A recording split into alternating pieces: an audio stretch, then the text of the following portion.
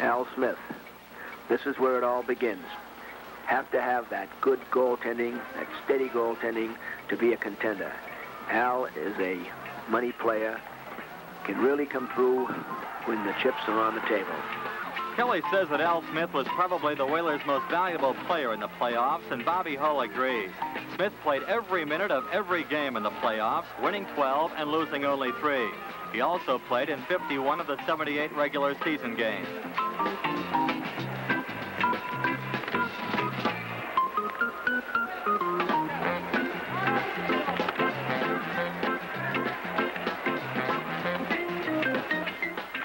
Landon was back up to Al, did a tremendous job all year long, came in with some great key performances.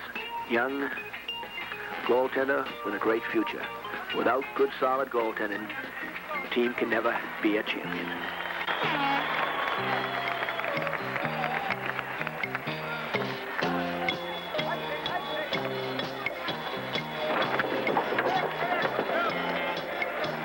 Ted Green, captain of the New England Whalers. Ted has done a tremendous job for us all year long. I didn't know what to expect for myself or for the team at the start of the year.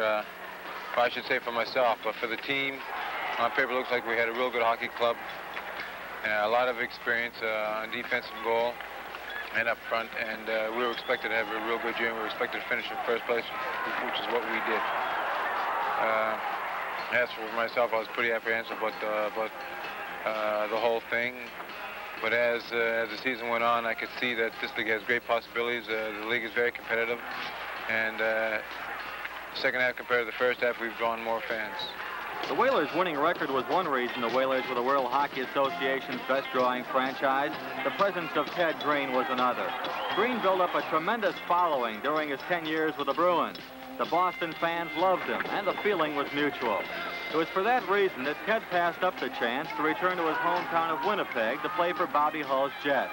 With the Bruins, Green was the most hated gate attraction in the National Hockey League. He was known as Terrible Ted Green, but Green claims the label no longer fits.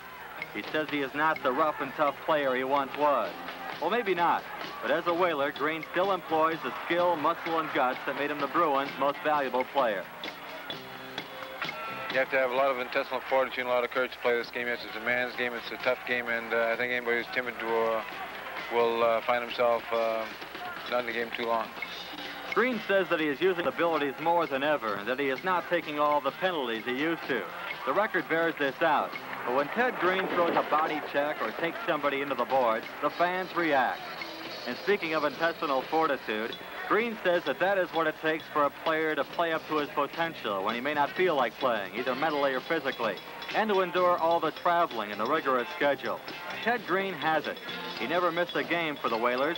He played despite a series of hand and wrist injuries, and he played well, setting an excellent example for the team's younger players. And the results came amazingly fast.